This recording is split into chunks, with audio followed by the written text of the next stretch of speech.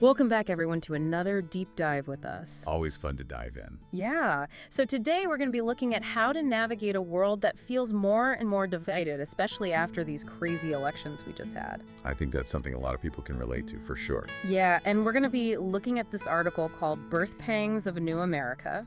It's by Dorian Scott Cole, and see if we can't figure out how to make some progress, even when we're surrounded by all this disagreement.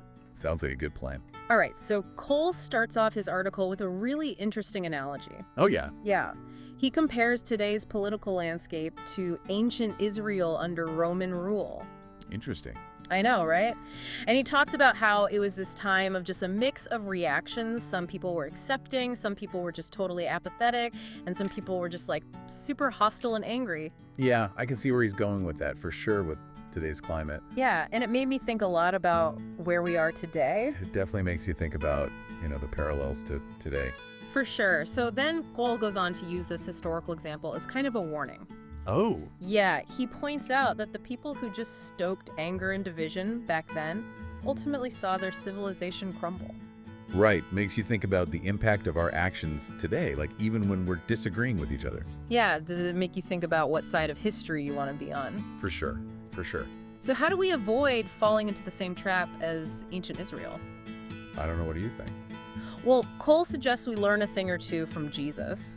Okay, the Jesus strategy. Exactly. And I was a little surprised by this at first, but hear me out. Okay, I'm listening. So Cole argues that even though Jesus was facing all this opposition in a super divided world, he never used the same kind of divisive tactics that his opponents used, Right, he always preached love and forgiveness and all that. Exactly. Instead, he chose respect and understanding, even when he was dealing with people who completely disagreed with him. Yeah, he led by example. Exactly. And then Cole gives this powerful example of what he means. Oh, Remember when Jesus healed the Roman soldier's son? right. And this is a Roman official, right? He's representing the very system that was oppressing Jesus's people. Right. But Jesus still heals his son. Yeah, and it really shows you how you can find common ground even when there are these huge ideological differences. Yeah, instead of focusing on their differences, Jesus focuses on their shared humanity. Right, they were both fathers. Exactly, and it's like actions speak louder than words, Definitely. And it's not about ignoring injustice or just being passive. Right, it's about picking your battles. Exactly, and finding ways to connect with people even when you don't see eye to eye. On a human level. Yes, exactly. Right. Into human. So now you might be thinking,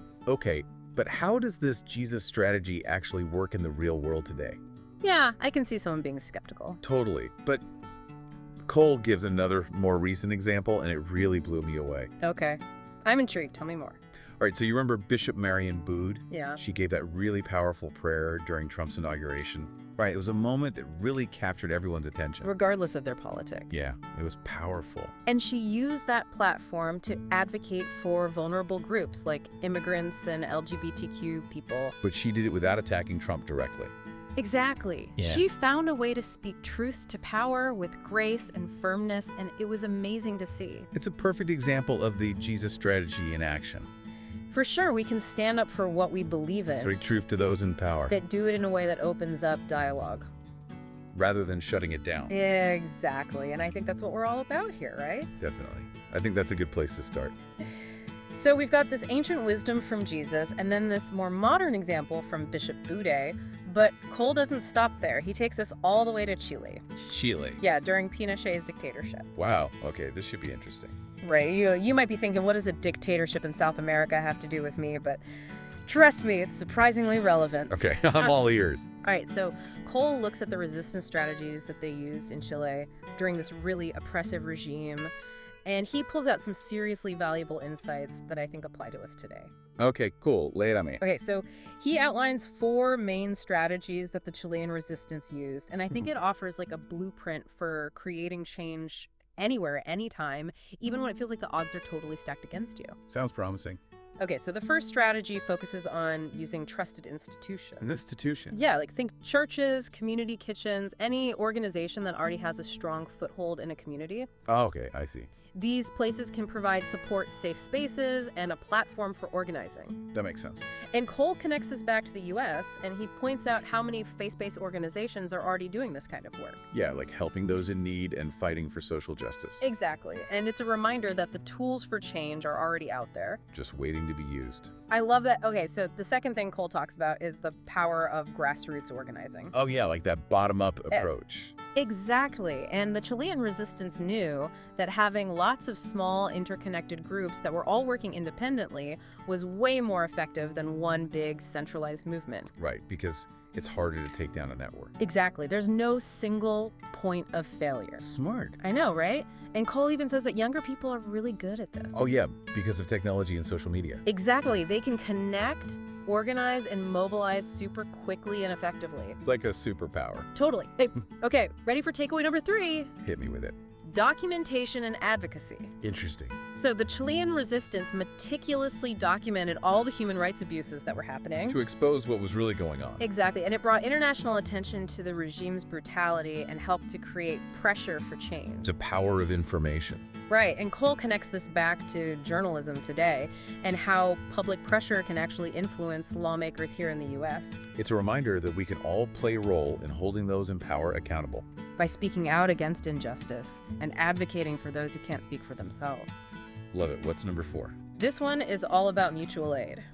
Oh, okay, I've heard of that. Yeah, and Cole says it's a powerful form of resistance. It goes beyond just giving people basic necessities. It's about empowering communities. Building resilience. Exactly, and creating systems of support that can actually challenge the systems of oppression. So it's about creating something new from the ground up. Exactly, and I love how Cole connects all these historical examples to what's happening right now. Ooh, yeah. Yeah, he talks about all these organizations that are working on issues like famine, discrimination, gun violence, economic inequality, all this stuff. It's a good reminder that the fight for a better world is going on all around us. Yeah, and it's multifaceted. And it's ongoing. Exactly. And this brings us back to Cole's main message, which is kindness and understanding. Even when we disagree. Exactly. Yeah. He says that sometimes getting into these heated arguments can be counterproductive. Right. Sometimes it just creates more noise. Totally. He's all about finding solutions, building bridges, connecting with people as humans. Human to human. Right. And he asks this really thought-provoking question. Okay, what is it? What kind of response do you want to get from the people you disagree with? That is a good question. Do you want to shut down the conversation or open it up? Makes you think about your own approach. Doesn't it? Like, are you part of the problem or part of the solution? I think that's something we all need to ask ourselves. For sure. And Cole talks about creating these probability spaces. Probability spaces, what are those? It's like these mental spaces where we can imagine new possibilities, new solutions, new ways of being in the world together. Okay, I like that. Yeah, it's about opening ourselves up to the unknown and admitting that we don't have all the answers. There's a real humility in that. There is, and it's about being willing to say, maybe I'm wrong, or maybe there's a better way. And using that discomfort as an opportunity to grow. Both personally and as a society. Powerful stuff. So, I want to leave everyone with a little challenge. Okay, I like a challenge. Think of one concrete action that you can take this week, no matter how small, to put all of this into practice.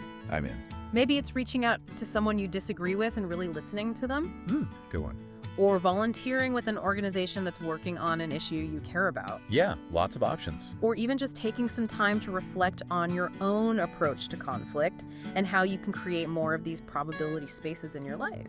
Love that. So every act of kindness, every attempt at understanding, every step towards positive change No matter how small.